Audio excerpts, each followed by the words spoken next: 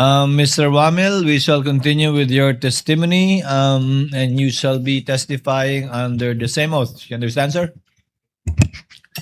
Kindly respond through the mic. Okay po, Your Honor. We shall now proceed with the cross-examination of the counsel for respondent. Attorney Poa, you may proceed when you're ready.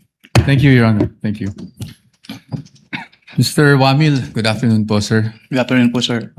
Sa pagkaalala ko po, nabanggit niyo po that you were formerly with ICFAO as a state auditor. Tama po ba? Yes, sir. And you are a certified public accountant. Tama po ba? Yes, sir. You're also a lawyer, correct? Yes, sir. You passed the bar in 2022. 2023 po. 2023. Okay, I stand corrected. And Mr. Wamil, you also testified yesterday during your direct examination that you were part of the team that audited the OVP and DepEd confidential funds. Is that correct? Hindi po team kasi ako lang po yung nag-evaluate ng documents. Ikaw mismo, basically nag-evaluate ng documents. Tama po ba? Yes po, sir. Okay, just so maintindihan lang namin how ICFAO conducts its audit. Yung mga auditors po ba, do they go to the field and observe itong mga confidential operations in person or? Since what we do po is compliance audit, we base our audit on the documents being submitted to the ICFAO. Okay. And do you get special training as auditors pagdating sa how confidential or intelligence operations are conducted? We base po our observations on the provisions naman po ng Joint Circular 2015-01. Okay. So, basically what you're saying is you base your audit on the documents submitted to you, not just by DepEd or OVP, but by any other government agency. Ganyan sa ICFAO. Based on the documents if they are compliant with the requirements of the Joint Circular 2015-01. Correct. Thank you. So, pagdating po dun sa mga dokumento na natatanggap nyo from OVP and DepEd, binabasa nyo po to isa-isa, no? Lahat ng attachments? Hindi po ako yung nag-receive noon. Meron po kaming receiving staff po. Pero kayo po, in your evaluation, do you go through the documents one by one? Yes po. I evaluate po if they are compliant with the requirements of the Joint Circular. Okay. Now, when you evaluated these documents, nakita niyo po ba doon kung sino ang nag-approve ng grant ng confidential funds for OVP for the fourth quarter of 2022? Nakita ko po dun sa disbursement voucher po na si Asek Limuel G. Ortonio po. No, I mean the grant. Kasi wala po sa GAA yung OVP confidential funds for 2022 eh. So nakita niyo po ba kung sino ang nag-approve ng grant para sa fourth quarter 2022 confidential funds? Based on the documents submitted, si Office of the President po yung nag-approve. That's correct. Opo, Office of the President. Pagdating naman po sa OVP 2023 confidential funds, yun po ay nasa General Appropriations Act. Do you confirm that? Yes po. And pagdating naman po sa DepEd 2023 confidential funds, nasa General Appropriations Act din po. Tama po ba? Yes po. And as a lawyer, you would know that the GAA is enacted by Congress. Tama po ba? That's correct po. Now, yesterday, naalala ko po, natanong kayo doon sa time nyo sa ICFAO kung ilang vice president ang na-audit nyo pagdating sa confidential funds. Naalala nyo po yon? Yes po, sir. At ang sagot nyo po ay isa lang, si Vice President Sara Duterte, the respondent in this case. Tama po ba? Yes po. Tapos Since I assumed in ICFAO in 2014. Since you assumed in September 2014? Yes po, sir. Tama po. And you were asked, bakit si Vice President lang? Naalala niyo yung tanong na yun? Yes po. At ang sagot niyo po, kasi since you assumed siya lang po ang Vice President na nagkaroon ng appropriations for confidential funds. Tama po ba? Yes po. Since September 2014 po na nag-assume ako. Apo. Now, I'm showing you a document. If I may approach the witness, Your Honor. Counsel may approach. I am showing you a document Assisting counsel entitled from the Spec- prosecutors may also Oh, yes. approach should they so desire. I'm showing you a document, and this document is from the Department of Budget and Management, entitled Special Allotment Release Order, dated. Medyo malabo lang po yung document, no? December 22, 2014. Nakita niyo po yan? At ang purpose po is to cover confidential activities for fiscal year 2014. You see that? Yes, sir. And nung December 22, 2014, nasa ICFAO na po kayo. Tama po ba? Anong period po yan, sir? We have a clear here po. Date of issue, December 22, 2014. Yes po, nasa ikaw na po. Tama po ba? Mm. At hindi po si Vice President Sara Duterte ang Vice President ng mga panahon na yun. Tama po ba? Yes po. Pero na-liquidate po ba yan? That's the question. That's the question to ICFAO actually because yun po yung, ang pinapakita ko lang sa inyo is nagkaroon po ng confidential funds. Ang Office of the Vice President noong 2014 issued December 22, 2014. Based on that document po, Meron. Meron. You confirm. But that's okay, no? Because maybe you were just not aware yesterday when you were asked the question. I just wanted to put that on record because marami na rin pong lumalabas sa social media na si Vice President Sara Duterte lang ang Vice President na nagkaroon ng confidential funds. But you confirm that, sir. Your Honors, just a manifestation, this has not been pre-marked. We just came upon this document yesterday after the statements were made. So upon the agreement made during pre-trial, we request that this be marked as exhibit for the defense D-1-167-DE. -OVP. Let it be so marked. Thank you, Your Honors. Provisional only, Your Honor. Yes, of course, subject to the objections of the prosecution when the time is Of course, appropriate. at the proper time.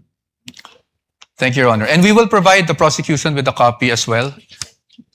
Kindly Moving do on- that after, perhaps later on, after the trial, or now too, so that it can be made a subject matter of redirect should the counsel for the panel of prosecutors so malabo. desire.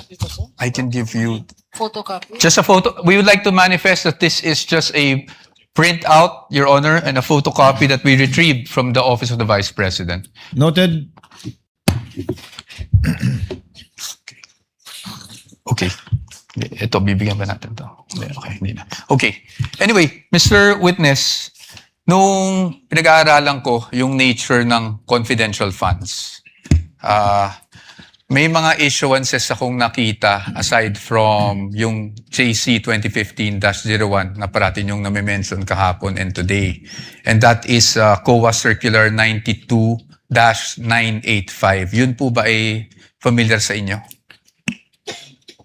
can you repeat? I can give you a copy.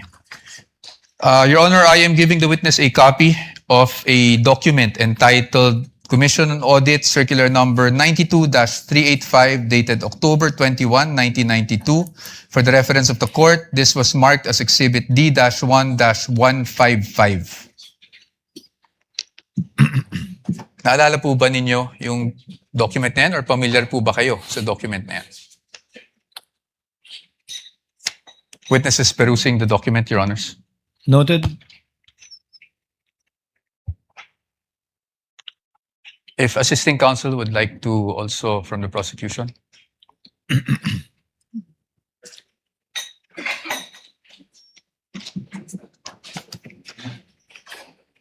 Witness will please answer. Are you, familiar with that document? I am not familiar po with that document. Okay. That's okay. Meron lang po ditong whereas clauses. I won't ask you about the entire document anyway. Meron lang po ditong whereas clauses on the first page. Can you see that, Mr. Witness? Whereas clauses. I would just want you to read the fourth whereas clause. Ito pa. Ma'am, you want to come here so you'd have a better view. Just the fourth whereas clause. Can you please read that out loud for the record? Attorney Capunan, it's also flashed on the screen. Para mahirap. Whereas these intelligence and confidential activities by their very nature are highly sensitive and confidential operations or missions, the details of which cannot be divulged without posing a threat to national security or to the success of the mission. Can you please read the next whereas as well? Thank you. Whereas as now being required, the submission of receipts, bills, or commercial invoices in support of disbursements from this fund or rental or of safe houses, purchase of meals or supplies, and other expenses might create a leak of information that may threaten the confidentiality of the intelligence operations, endanger the lives and the safety of the agents and employees of the government agencies, and result to a failure of the mission. And just the next two whereas clauses na lang po para hindi na po tayo humaba. Whereas in many instances, it is impractical and sometimes impossible to obtain such receipts, bills, or commercial invoices during intelligence operations. Whereas by its very nature, the use of confidential intelligence and or confidential funds requires an approach allowing more flexibility in intelligence operations. Thank you, Mr. Witness. Manifestation, Your Honor. First of all, this exhibit presented by counsel for the respondent is dated October 1, 1992, Your Honor. Whereas the joint circular cited as basis by this witness, Your Honor, is dated 2015, Your Honor. There is no indication here.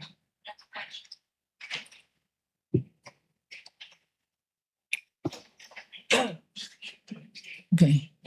There is an indication here, Your Honor, that all issuances Joint circular. Repeating inconsistent clause. herewith are hereby amended or revoked accordingly.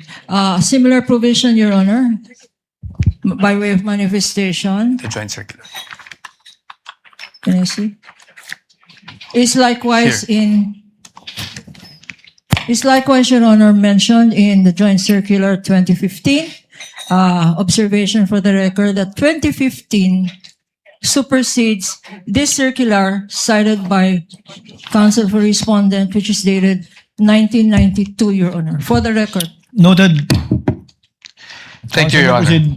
But again, we'd like just a counter manifestation that the repealing clause under JC 2015-01 states, and I quote, all circulars, memoranda, rules, regulations, and other issuance inconsistent herewith are deemed repealed and superseded accordingly. So the repealing clause in 2015-1 did not specify COA Circular 92-8985. Precisely our point, Your Honor. Your Honor, please counter manifestation. Of course, Counsel.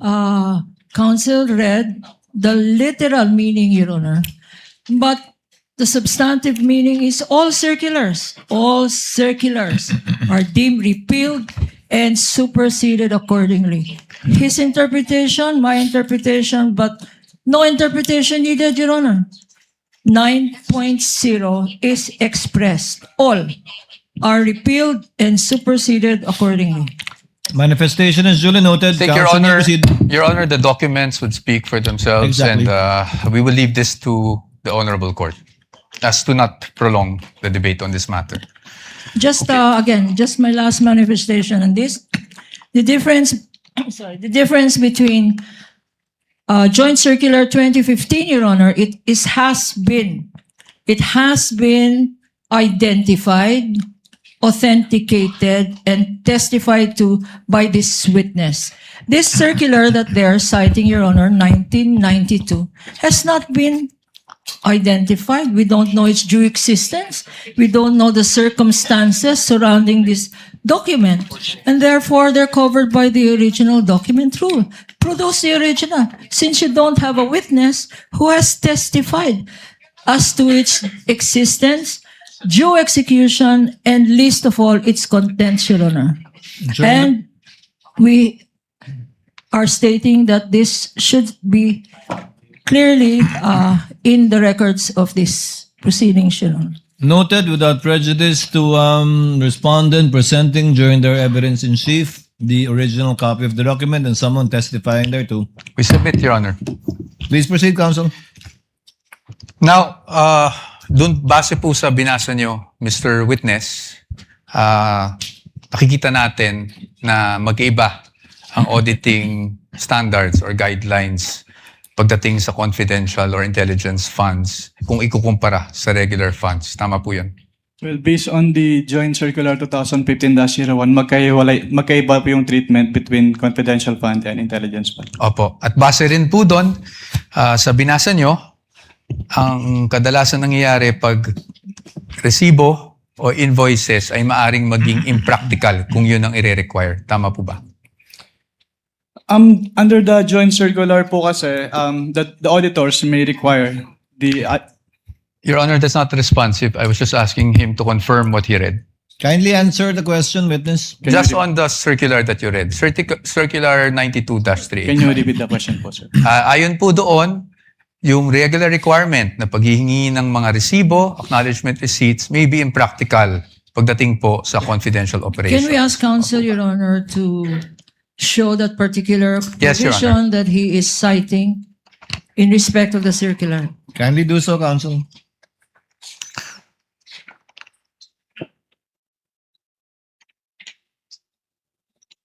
Tama po ba? Ang sabi po dito ay during intelligence operations. Yes, tama po ba? As stated po dito, during intelligence operations. Okay. Thank you. Well, I'll accept that answer, Your Honor. Now, punta naman po tayo doon sa nature ng confidential operations. No? You would agree with me na pagdating po sa confidential operations, delikado po pag nagkakaroon ng leak of information. Tama po ba? Can you repeat your question? Delikado po kung magkaroon ng leak ng mga information na nakukuha patay sa isang confidential operation. Tama Given the po ba? classified nature of... Misleading, Your Honor. I'm think just the asking witness- for I his think the opinion. Witness would have been able to answer. Witness may answer. Given the classified nature Yes. of the confidential fund. Yes, thank you, Mr. Witness. In fact, you being a lawyer, you know that there are laws prohibiting the unauthorized disclosure of confidential information, correct? Can you repeat po? You being a lawyer, sir, you are aware that there are laws prohibiting the unauthorized disclosure of confidential information, correct? Can you state what specific laws po yung... Revised Penal Code under Article 229, for example, on the revelation of secrets.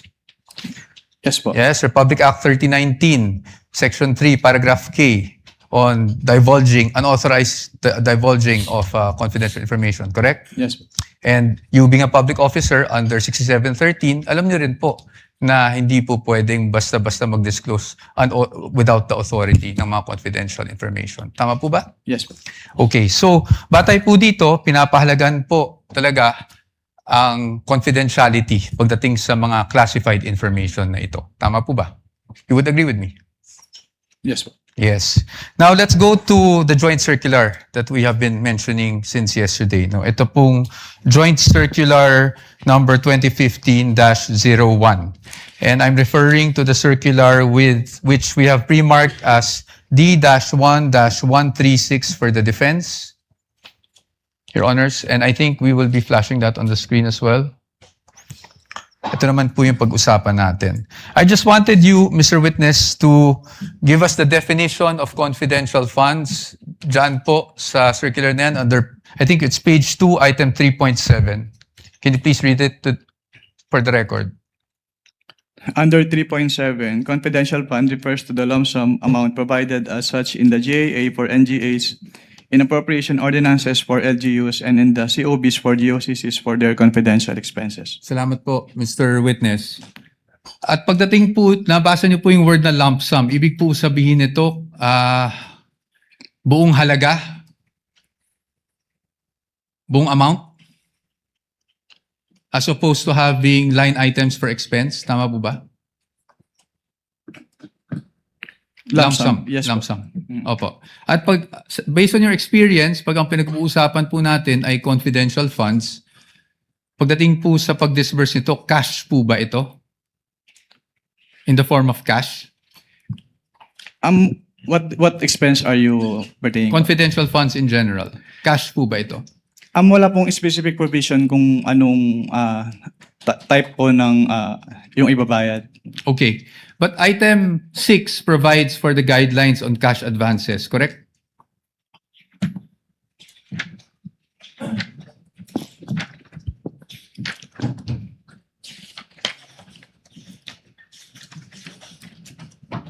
Based on this document po, yes po. Yes po.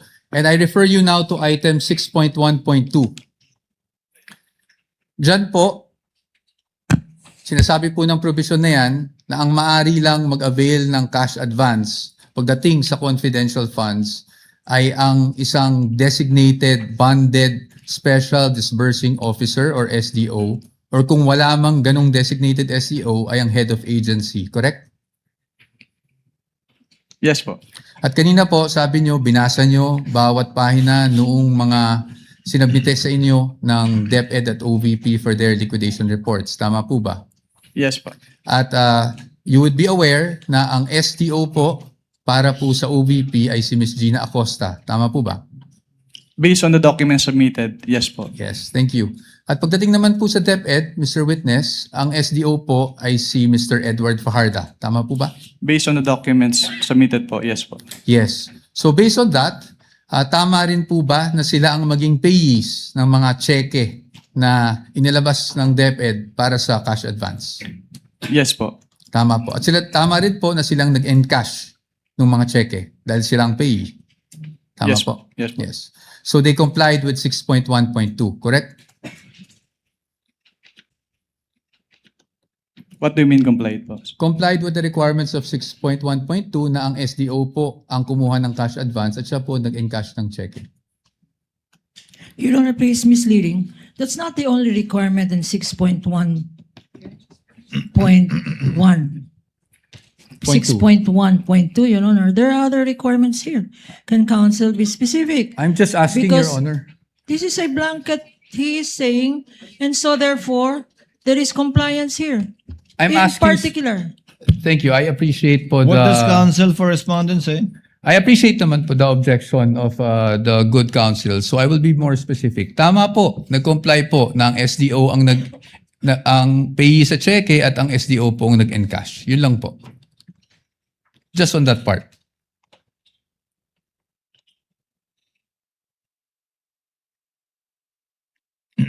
Based on the documents, si SDO yung payee ng cheque and yung nag-encash nung Okay. Thank you po. Now, I'll refer you to item 6.1.5 of the joint circular. Can you please read just the first sentence of that provision? cash advances shall be limited to the requirements for 3 months. Thank you, Mr. Witness. So tama po ba ang pagkakaintindi ko na para sa cash advance at any one time, ang maximum na pwede mo lang ma-cash advance ay yung requirements mo para sa 3 buwan ng confidential operations. Tama Based po ba? on this provision po, yes. Tama po. At 3 buwan po is equivalent to 1/4 of a year. Tama po ba? Yes po. Okay. Now, base po dyan sa provision na yan, nakasulat na ang maximum amount ay para sa 3 buwan. Pero meron po bang provision dyan na nagbabawal na gamitin ito in perhaps 60 days? Wala po. Meron po bang nagbabawal na gamitin ito in 11 days? Wala din po. Kaya hindi po namin sinama sa findings namin yung 11 days na disbursement. It's just a statement of fact po on the AOM. Thank you for confirming that, Mr. Witness. Familiar po kayo bilang isang CPA sa accrual method of accounting? Yes po. Can you just, in simple terms, because I'm not even a CPA, just give us a glimpse kung ano ibig sabihin. Ano ba ang accrual method of accounting? Kapag sinabing accrual method of accounting, yung expenses ay ni-record upon incurrence, not upon payment. Opo. Okay. So, dito po ba, pwede po ba yung parang I'm just a simple-minded person? Parang buy now, pay later? Ganun? Wala po yan sa joint circular, so I am not authorized to It's okay. answer that question. I will leave it at that. Punta na lang po tayo sa liquidation. Sa liquidation po, under the joint circular, that's under 6.2.2, correct? Under 6.2.2, if I may just refer you to that provision, dapat po maliquidate magsumite ng liquidation report ang isang agency na may confidential or intelligence funds within 30 days after the close of a quarter. Tama po ba? Tatlo po yung nakalagay dito, hindi lang po the 30 days after every quarter. Sige po, please enumerate for us. Under 6.2.2 of the joint circular, all cash advances for CF and IF shall be liquidated within 30 days after every quarter or from the approved target date of completion of the project or activity or after the cash advance had been fully utilized, whichever comes first in accordance with the procedures as stated po. Okay, thank you po. Ngayon po, papakita ko po sa inyo yung liquidation report na isinumite ng OVP for their fourth quarter confidential funds 2022. Maybe this time we could just ask our assisting counsel, Your Honor, to hand the document. Assistant counsel for the other side may also Prosecution. approach. Maaari niyo po bang matukoy kung anong date po na-receive ng COA ICFAO itong liquidation report ng OVP? Based on the transmittal letter po, January 17, 2023. January May we 17. know, Your Honor, for our understanding, what exhibit number? Sorry. counsel Thank you for referring to? reminding me, Your Honor. You're welcome. This is Exhibit D-1-4-OVP. This is the prosecution's P-1-11-A. No, I'm sorry. One? I'm sorry, what is it? Sorry, D-1-1. D-1-1. Sorry, Your Honor. dash 1. I was just corrected.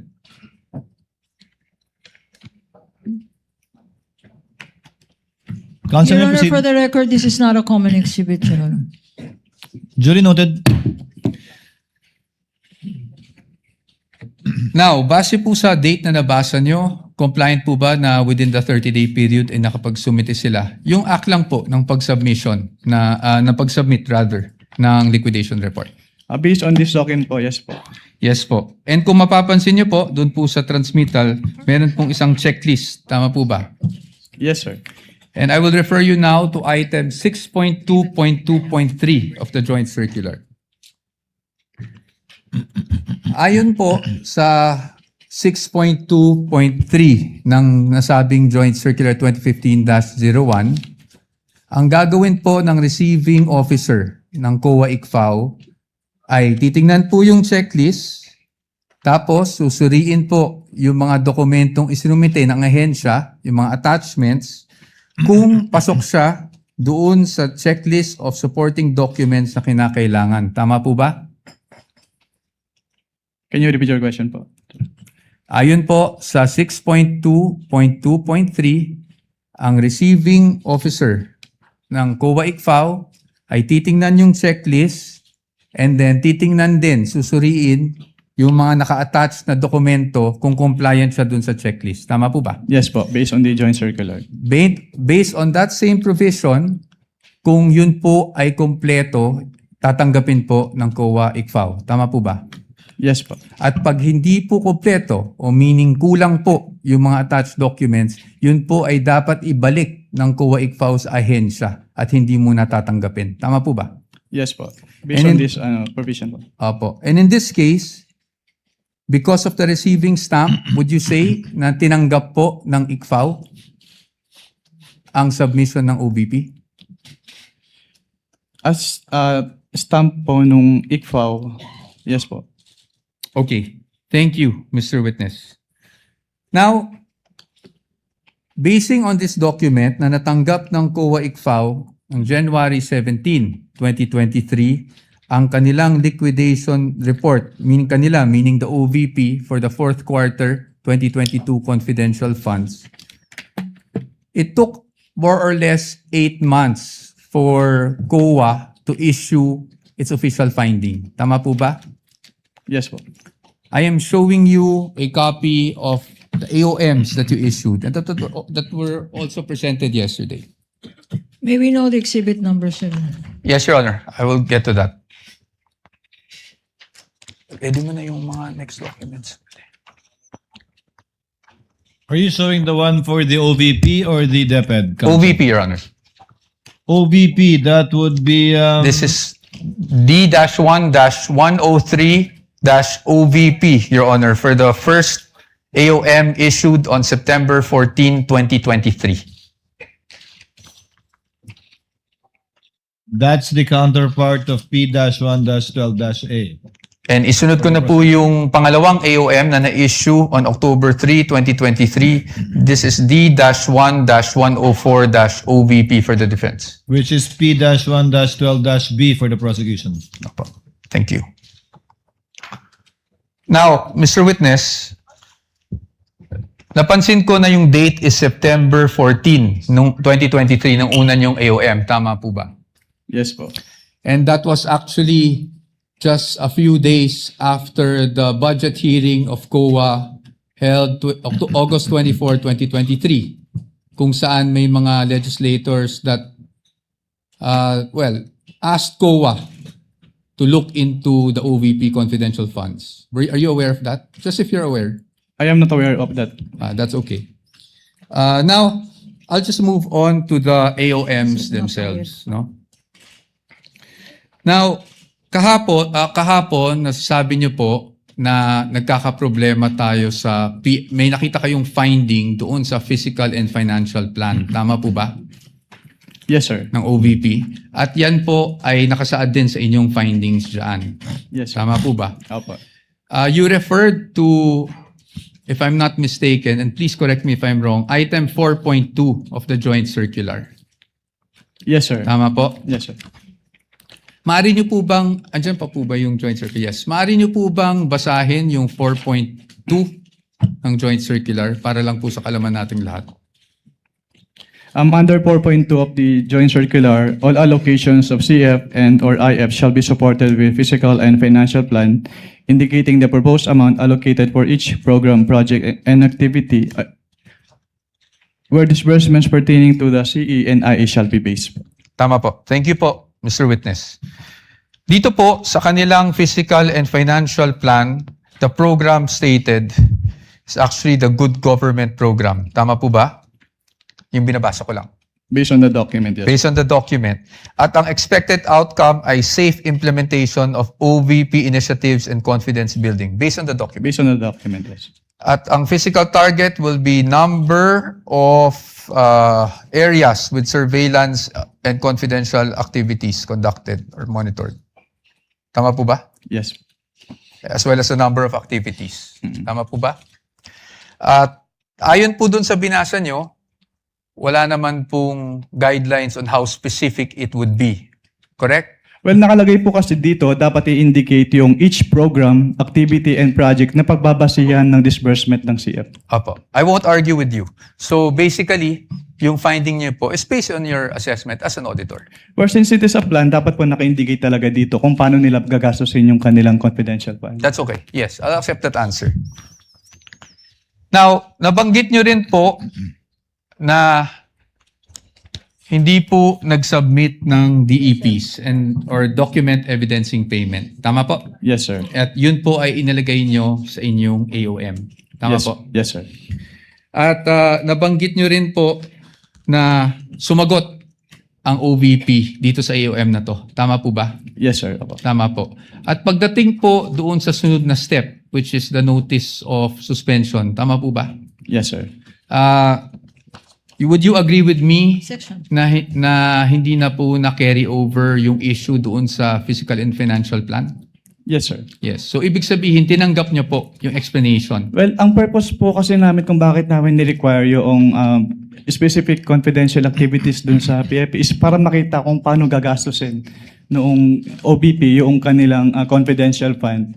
Pero since nilagay naman na po nila doon sa kanilang revised accomplishment report yung specific confidential activities and even submitted the documentary evidence of payment. So, hindi na po namin hinanap ulit yung physical and financial plan. Okay. Salamat po. Thank you for that answer.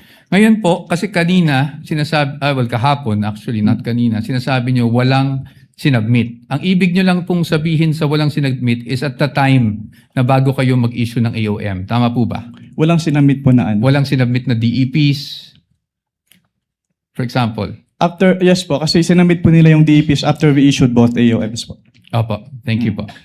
Ngayon, punta naman po tayo doon sa notice of suspension. Nandun pa po kayo di ba, ng notice of suspension? Yes, sir. And you suspended in audit the amount of 125 million. We are showing him a copy of the notice of suspension, Your Honor. This is Exhibit D-1-107-OVP for the reference of the Honorable Court. NP-1-13-A on the part of the prosecution. Okay.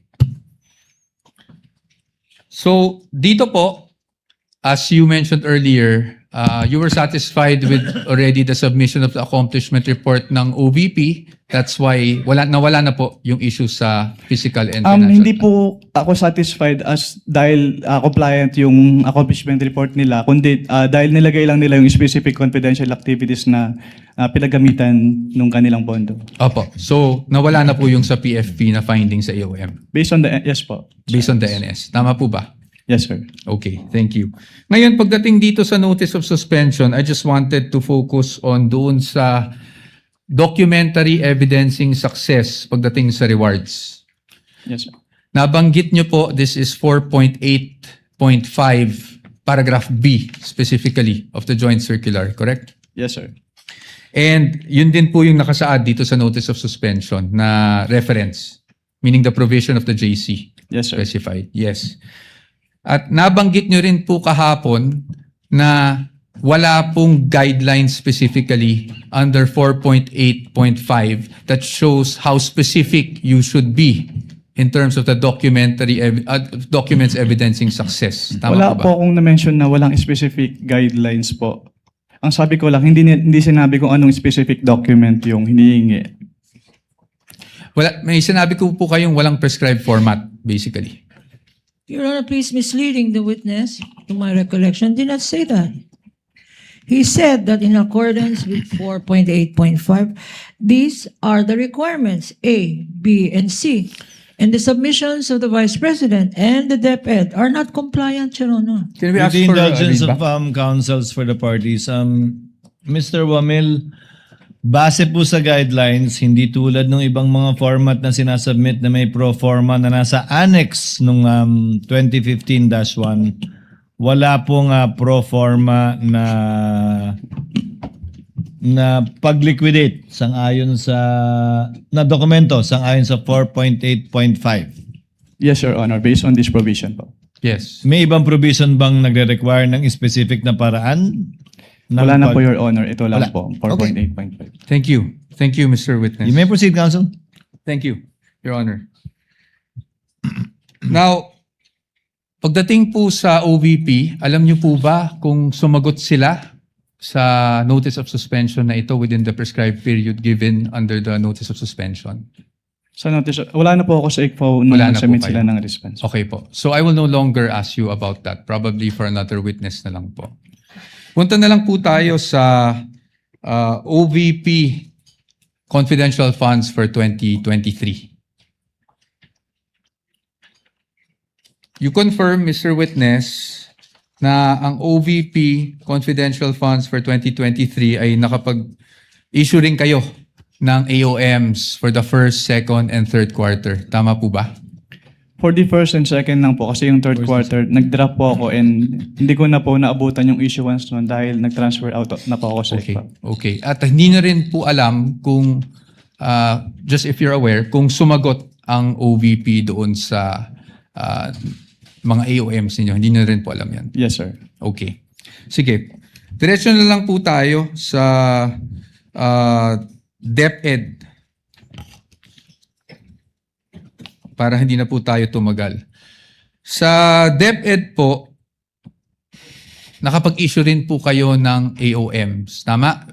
At least for the first and second quarter nung nandun pa po kayo. Yes, sir. Apo. Tama po. Apo. And kanina po, pinag-uusapan po natin yung mga disbursement vouchers ng DepEd. Kung saan natukoy nyo doon na hindi compliant dahil MOOE yung nakasulat sa disbursement vouchers. Tama po ba? Naalala nyo po yun? Sinagot ko lang po yung tanong ni Attorney Lorna kanina. At ang sagot nyo po, natatandaan nyo po ba yung sagot nyo? Ay MOOE siya at hindi confidential funds. Yes po. Now, Mr. Witness, I will show you a page of the General Appropriations Act. Can I have that copy?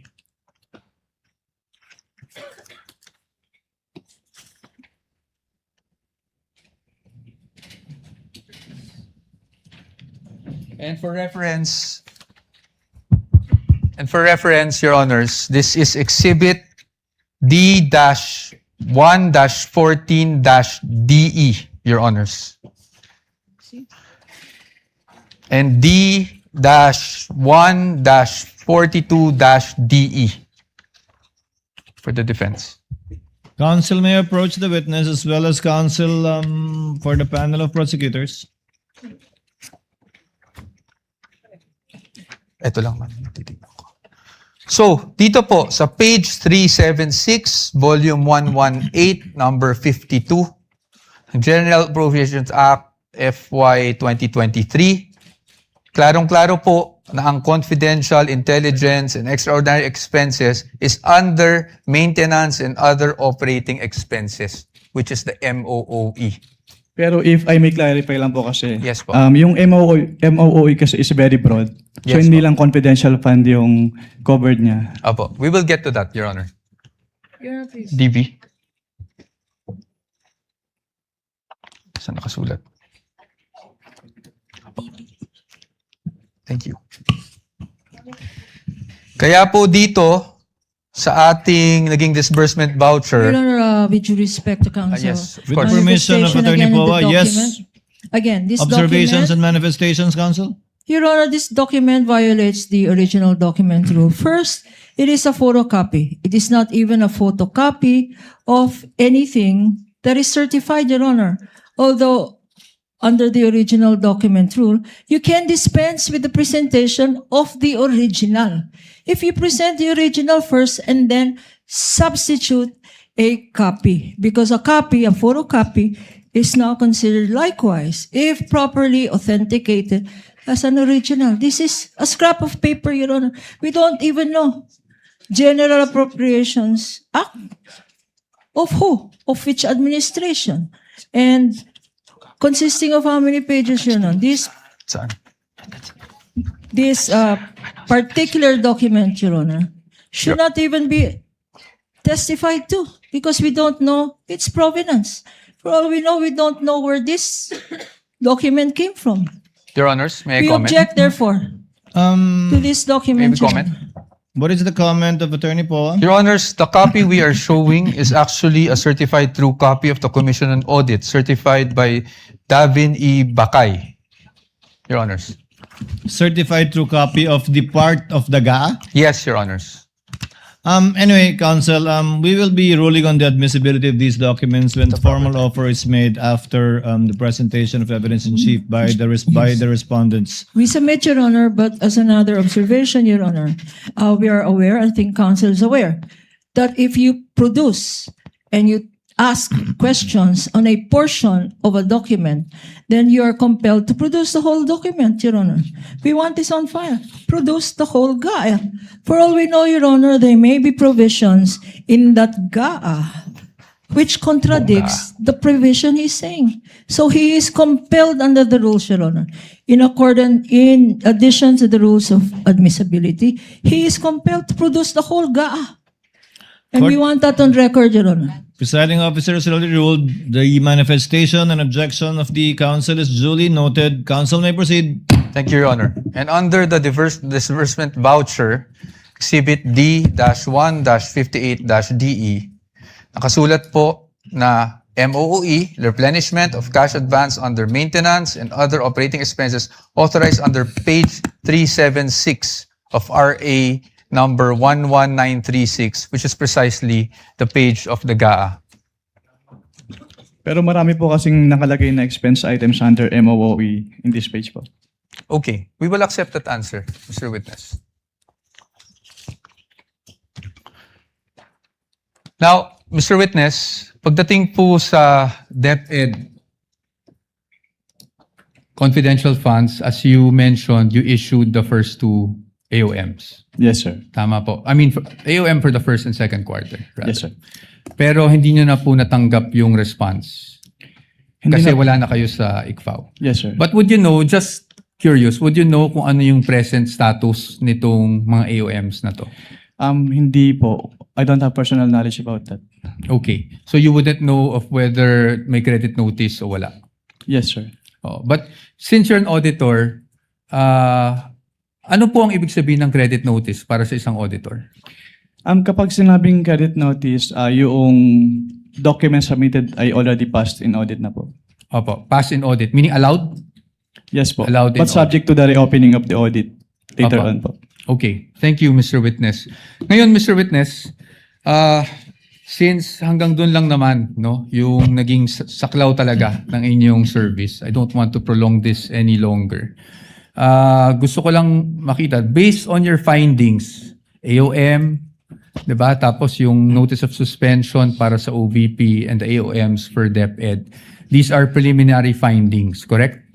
Yes po, kasi nire-require pa naman sa agency na mag-justify yung findings and submit the documents being sought po dun sa... Opo. At based po dito sa findings ninyo, wala namang pong expressly nakasulat na may misappropriation at this point.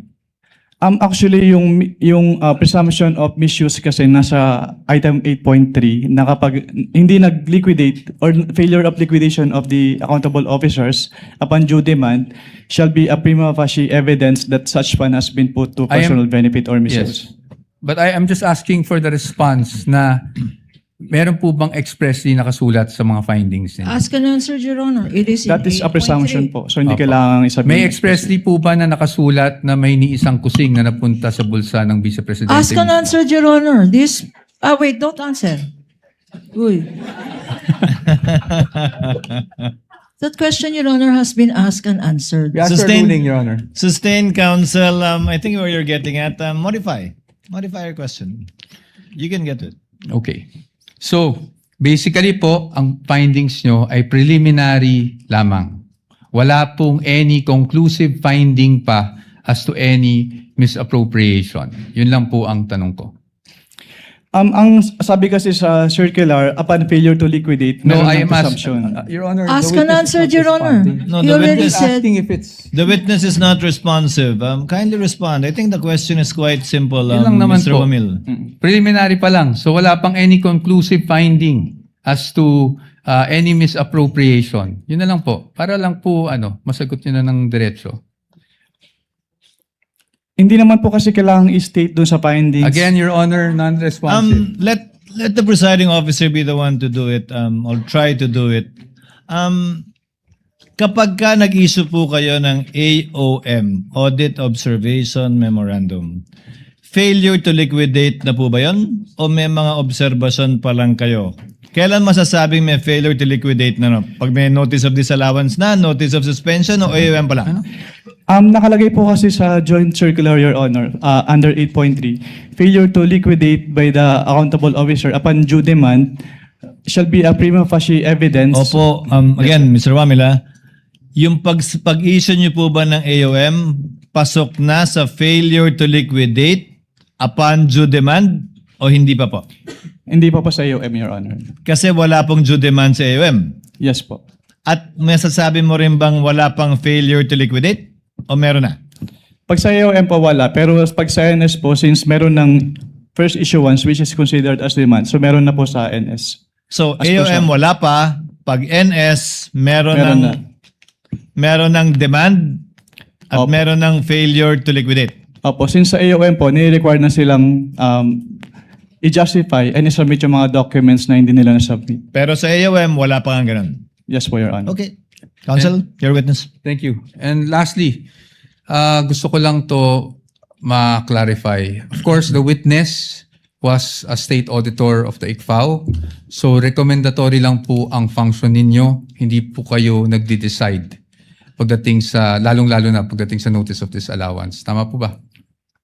Yes po. It's the function of the commission proper. Thank you. Thank you, Mr. Wamil, Attorney Wamil. I thank you for your patience. That is all for this witness, Your Honor. Thank unless you, there's anything else. counsel for respondent. Redirect, if any, counsel for the panel of prosecutors. yes, Your Honor, with your permission. Counsel may proceed Few with her questions redirect. on the redirect. Mr. Witness, tinanong sa'yo ng counsel for the respondent kung meron kang special training para mag-audit ng confidential funds. Kailangan ba ng special training para mag-audit ng confidential funds? No, ma'am. Hindi. Hindi po. Okay.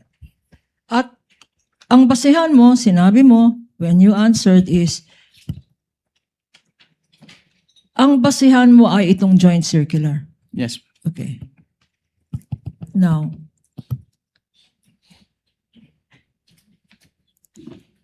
tinanong sa'yo ng counsel kung alam mo na ang Office of the President ang siyang nagbigay ng grant. Can Tama? you repeat At your ang sagot mo, oo. Can you repeat the question po? No, you answered on cross on the question of counsel for the respondent if you are aware that the grant was given to the Vice President by the President. Yes po. And you answered yes. Yes po. Pag binigay ba ng Presidente, like in this instance, ang confidential funds, wala nang obligasyon mag-liquidate ang Vice President ng paggamit niya sa confidential funds na yan. Meron po. Meron po pa siyang rin obligation to liquidate. obligasyon. Pag-grant ba ng Office of the President, exempted na ang Vice President na mag-submit ng Your mga Honors- dokumento. Your Honors, Counsel for respondent. that is leading. Redirect, Your Honor. This counsel opened Not the door. covered by cross, even, Your Honor. Yung Your Honor, exemption. counsel opened the door. Counsel opened the door to this line of questioning because he said a grant was given by the President. Objection is overruled. Witness may answer if he knows. Kung alam mo, Mr. Wamil, pakisagot po yung tanong ni Attorney Kapunan. Can you repeat the question, ma'am? Ang grant ba ng confidential funds ng isang presidente to a vice president, this president in particular, to the vice president, does it exempt the vice president for accounting for the use of that confidential funds under your joint circular? No po. Okay. So, kailangan pa rin, sinasabi mo, na compliant, mag-comply. Opo, kailangan Hindi pa rin. lang ang Office of the President.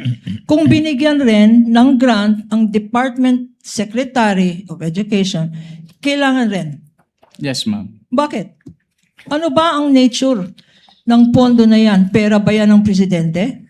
Since ang confidential fund po ay public fund, so kailangan pong ma-properly account. So kailangan nilang i-liquidate properly and completely yung kanilang cash advances from the confidential fund. So, ang sinasabi mo, at nasa rationality ng Joint Circular, Section 1, public funds, public accountability, public officer. Tama?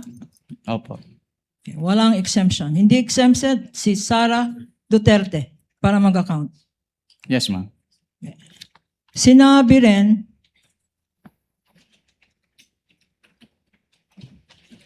Counsel for the Vice President also said, the Vice President also said, tinanong ka tungkol sa ano ba yung accrual method of accounting.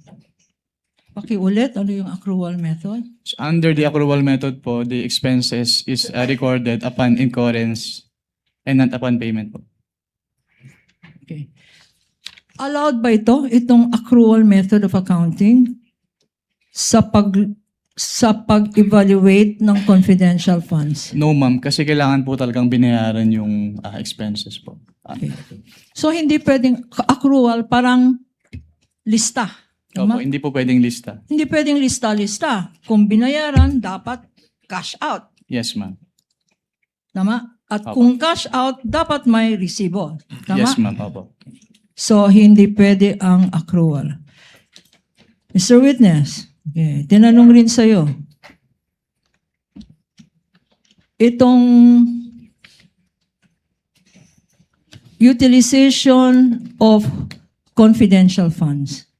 Nakalagay, utilization of confidential funds.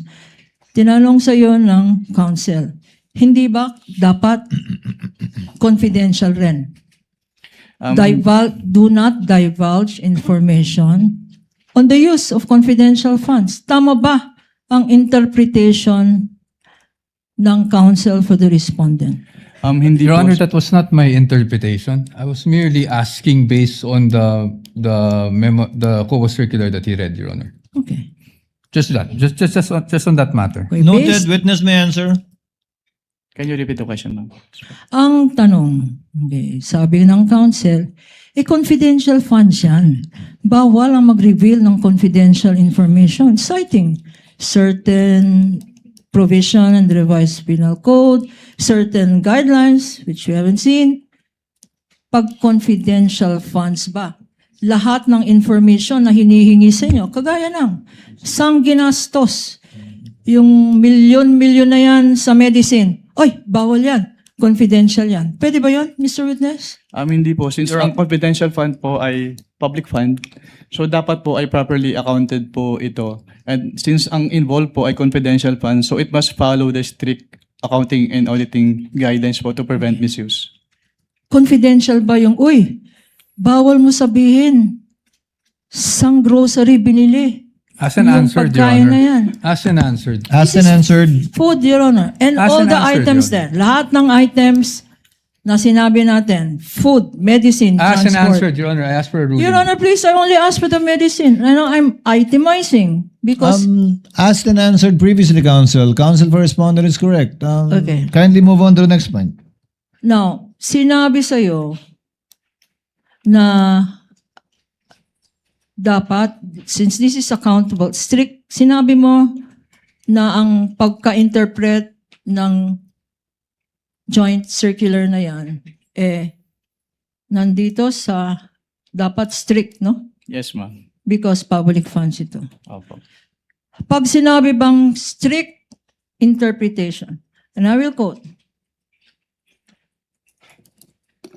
strict accounting, the utilization of such funds is generally confidential and classified by nature, which requires not only strong internal controls. Tama? Yes po. Nakita ba natin sa mga dokumento na sinubmit ng Presidente, ng Vice President at ng Secretary of DepEd, nakita ba natin yung mga internal controls? Hindi po. Your Bakit? Kasi since Honor, may mga... the witness is incompetent to answer because he only based his audit on the documents provided. He has no knowledge on the internal controls of the Department of Education or the Office of Vice President, Your Honor. Your Honor, internal If the witness controls. knows based on his observation of the documents submitted to him only insofar as that is concerned, Mr. Wamel, you may answer. Since based on the documents po, may mga deficiencies pa rin po na noted. So, it can be inferred na hindi strong yung kanilang internal control. Okay. Ano mga deficiencies na na-notice mo? Yung kanilang mga documents, some of the documents ay hindi compliant dun sa requirements ng Joint Circular 2015-01. Acknowledgement receipts na walang Management dates? receipts, yes po, walang date. Yung iba nakadate ng 2023 even if the period covered ay 2022. Liquidating documents para sa submitted 2023 para sa period 2022. May internal control ba yan? Actually, yung nasubmit naman po nila on time yung kanilang liquidation report. Mga acknowledgement receipts na walang signatures. Yes, ma'am.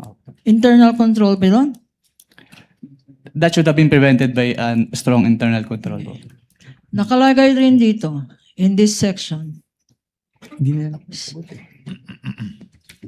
Strict auditing rules to prevent mishandling and improper application of the funds. So, sinabi mo na dapat strict ang compliance. Ikaw pa, as a state auditor, meron ka bang discretion sa pag-apply ng rules na to? Can you repeat the question po? Okay. You said that the basis for your evaluation are the express provisions of these rules. Yes, ma'am. Do you exercise any discretion? We exercise po professional judgments. So, kailangan po namin i-evaluate if yung documents ay compliant dun sa requirements. Okay. Professional judgment. Yes, ma'am. But is this judgment based on personal opinion? Hindi po. Is this judgment based on, ayoko yung mukha nitong officer na to? Bias. Is it based on Hindi po. bias? Hindi What po. is it based on? Your professional judgment is based on what? Professional judgment is based on the experience and the applicable laws, rules, and regulations po. Okay. Council also mentioned 3.9, which is confidential expenses. I don't think I mentioned that, Your Honor. Okay. Then I will mention it. Not subject of the cross, Your Honor. Are you referring to the JMC Council? Your Honor, please, accounting, this council asked on how confidential expenses or funds are being accounted for. This is germane to the questions on cross. No, my question, Council, is what 3.9 are you referring to? 3.9 of what? 3.9 of the joint circular, Your Honor. Is there one? It's a confidential expenses, which says it refers to those expenses pertaining related to surveillance activities, etc., Your Honor. Your On Honor, page 3. beyond the scope of the cross, Your Honor. Your Honor, please. He opened the door. He I says did- what door did I confidential open, Your funds. He says confidential funds do not disclose information. Your Honor, please, we have to put a limit to at least, apply what is in the rules of court suppletorily, Your Honor. Subject to the discretion of the court, the redirect and cover matters not covered by the cross. The same is true with your cross counsel later on. We submit, Your Honor. It's, Counsel may proceed with her question. Witness may answer. okay. In confidential expenses 3.9, nakalagay dito, in your evaluation of confidential or liquidation of confidential funds or confidential expenses, nakalagay dito, are intended to support the mandate or operations of the agency, Mr. Witness. Yes, ma'am. Okay, nasa mandato ba ng Office ng Vice President ang magkaroon ng confidential funds? Calls for an opinion, Your Honor, that the witness is not qualified to answer. It's competent, Your Honor. He knows what are allowed, for an what are opinion, not Your allowed. Honor. Objection. Witness is not an expert on the Objection mandate. sustained. Witness is not competent to answer whether or not it is part of the OVP's function, much less a DepEd, to have confidential funds. That he did not see any confidential funds when he was with COA ICFAO does not mean that it is allowed or not allowed. Kindly move on to your next point, Counsel, please. You also mentioned that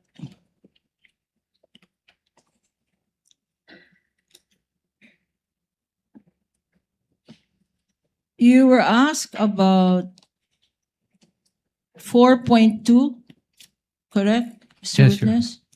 I confirm that. And in 4.2, it says there, shall be supported with physical and financial plan, indicating the proposed amount allocated for each program, activity, and project. Yes, ma'am. Okay. Ito ba ang sinabi ng council, pinakita naman sa iyo yung dokumento. Bakit hindi mo why are you saying that there is no indication of what these projects are, what the disbursements pertain to, and what the confidential expense is based on? Why did you say that there is no?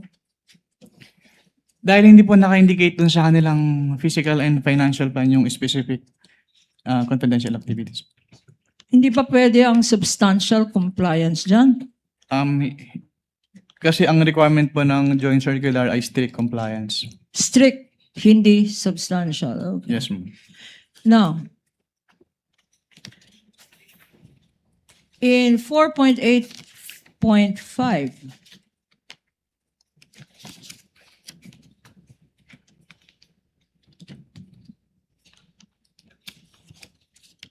okay, Council makes mention in his cross that sa Office of the Vice President, ang SDO, Senior Disbursing Officer, Special, SDO IC Acosta, tama? Sa OBP, yes, ma'am. Okay. At sa DepEd, ay ang SDO IC Fajarda, tama? Yes, ma'am. At tama daw, sabi ng council na tama lang talaga na sila yung payees, Yes, ma'am. implying na silang tumanggap. Yes, ma'am. Implying na, ito ba, pag silang tumanggap, sila lang nakakaalam? Hindi po. Hindi. Opo. Kasi based on Bakit? the joint circular, si head of the agency po yung may responsibility to oversee the agency-wide use of the confidential fund and to ensure compliance with the requirements of the joint circular.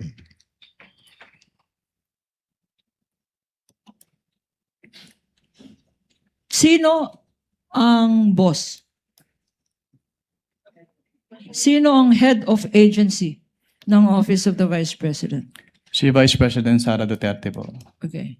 At nakalagay dito sa Senate na provision 4.8.5, nakalagay, as among the requirements, approval by the head of agency. Tama? Yes, ma'am. Ito. At nakita naman natin sa mga documents na present natin, lahat may approval ng head of agency si Sara Duterte. Tama? Yung accomplishment report, yes, ma'am. Sa accomplishment report. Hindi lang sa OVP, sa DepEd. Yes, Meron nakalagay, approved, attested, certified, correct? Sino? Even ang yung nag-certify. certification po nung accountable officer on the utilization of the confidential funds of both the OBP and DepEd ay attested po ni Vice President. So even if council says the SDO is Acosta for the OVP and the SDO for the DepEd is Fajarda, still the head of the agency, who in all the documents we have seen, signed, attested, approved, certified, is Sara Duterte as Vice President and as Secretary of the DepEd, correct? Based on the documents, yes, ma'am. Okay. On 8.3, tinanong sa'yo,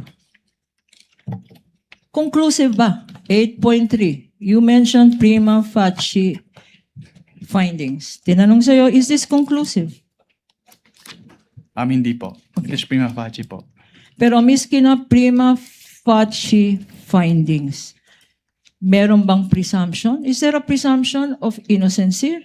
Is there a presumption of guilt? As a matter of fact, expressly says, there is a presumption of misuse and that it is used for personal benefit. Tama?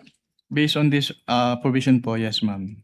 And so far, unless proven otherwise, that presumption still holds. She is presumed to have misused or to have used it for personal benefit, Mr. Witness, correct? Yes, ma'am. Based on 8.3. Correct? Yes, ma'am. No further questions, Your Honor. Meron pa daw. Counsel Recross. Recross just 2 points, Your Honor. Just two Counsel quick for points. I don't respondent want may to proceed. prolong this. Unang-una sa lahat po, ukol po doon sa acknowledgement receipts.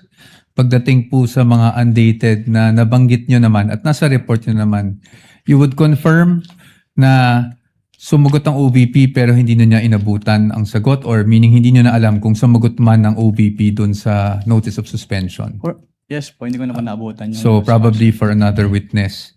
Ngayon dun sa unang sinabi po ng kagalang-galang na si Attorney Kapunan sa pagiging exempt, ni minsan ba humingi ang exemption sa inyo ang Vice Presidente sa audit ng kanyang confidential funds?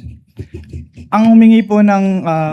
actually, meron nag-request po na kung pwedeng audit query na lang Opo. yung i-issue instead of Opo. AOM. So But hindi parang po exception exemption. po yun dun sa provision ng Joint Circular na AOM yung i-issue. Ang exemption po yung tinatanong ko. Just an exemption on the audit itself. The conduct of the audit, meaning nag-submit po ba sila ng liquidation reports? Yes po. Nag-responde po ba sila sa AOM nyo? Yes po, pero hindi pa rin po sila compliant dun sa requirements. No, Your Honor, I'm not asking that. I'm just asking for, nag-submit ba sila? Did they respond to your AOMs? Not Nag-submit pero covered hindi by po the full yung director, submission. So they did not ignore your AOMs? At Pero least hindi kasi pa rin AOM po lang. full submission yung ginawa nila. The Your Honor, not question, responsive to witnesses, Mr. Wamilis, did they submit a response? Whatever your evaluation of the response, complete or incomplete, is another matter. Yes po, Your Honor. They submitted the response po dun sa AOM. So they That's all. submitted a response. That is all for recross, Your Honor. Again, Mr. Witness, thank you for your patience. Thank you. Papasalamat With the din ako. permission of our colleagues, it's 2:30 and session was called by the Senate President to be convened at 3 p.m.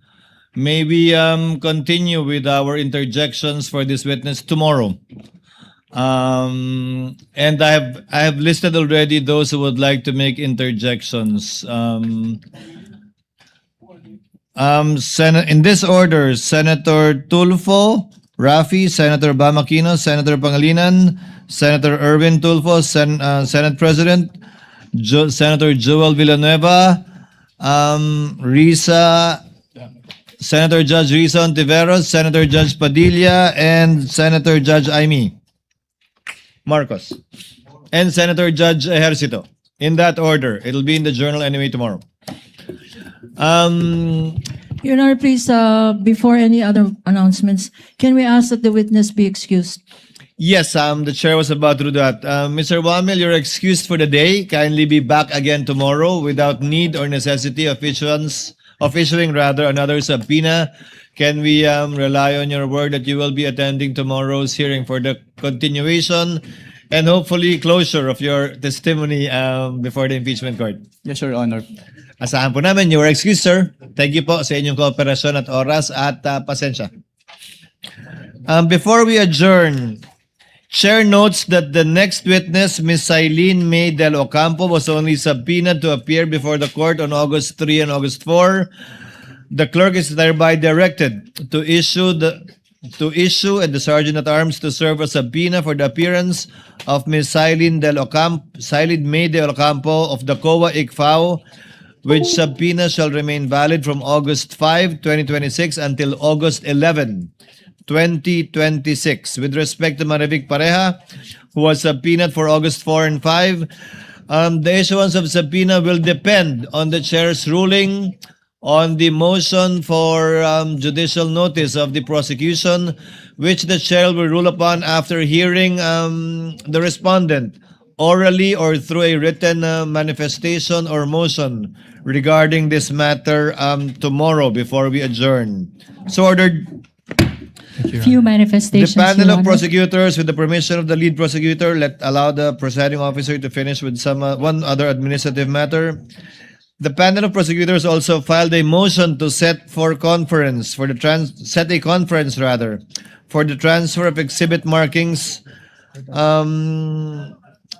to be set at 4 p.m. on Wednesday, tomorrow, August 5, 2026, for the transfer of markings from copies previously marked during the pre-trial order. Given that this is administrative in nature, the request and the motion is granted. The counsel for respondent is directed, as well as counsel for the panel of prosecutors, to assign lawyers for this change of markings to be conducted again, for the record, at 4 p.m. of Wednesday, August 5, 2026. That is tomorrow. Your Honor, Yes, what may is I be recognized, Your Honor? Good afternoon. before the lead counsel for the respondent, I think the lead prosecutor earlier asked for recognition. What is the pleasure of the Honorable Luis Trom? First of all, Your Honor, we just want to acknowledge your pronouncement earlier about the setting of the transfer of marking of exhibits that will be on August 5, 4 p.m. Tomorrow. This pertains particularly to Exhibit P4-3 and series through P4-35B. Second, Your Honor, we also acknowledge the pronouncement of the impeachment court relative to the oral or written comment of the defense to the earlier motion of the prosecution that was filed on August 3. That is to take judicial notice of the hearings conducted both by the House Committee on Good Government and Public Accountability and the Committee on Justice, Your Honor. That's for the record. And third, Your Honor, this is in line also with another pronouncement of the impeachment court in compliance with, relative to our compliance to the 5-day notice rule. We will be submitting the list of witnesses for next week, as well as the request for issuance of subpoena tomorrow, August 5, because the same will depend on the conclusion of the testimony of Ms. Eileen Del Campo, as well as the ruling of the impeachment court with regards to the motion to take judicial notice on the hearing of the two committees of the House of Representatives, Your Honor. That's all? Yes, Your Honor. Duly noted. What is the pleasure of the lead counsel of the respondent? Thank you, Your Honor. First, with respect to the motion to set conference for the transfer of exhibit markings, I just note that under paragraph 3 on page 2 of this motion, the prosecution is also requesting for the portion of Arturo Las Cañas affidavit, paragraphs 270 paragraph B, and 270 paragraph D, to be also marked. Now, I would just like to put on record that we're objecting even to the marking of this particular exhibit, consistent with the ruling of this court when we objected to the reading session of the NBI Director Melvin Matibag when he testified and was cross-examined by Defense Counsel Attorney Mark Vinluan. So we object to the marking of this portion of Arturo Lascañas affidavit.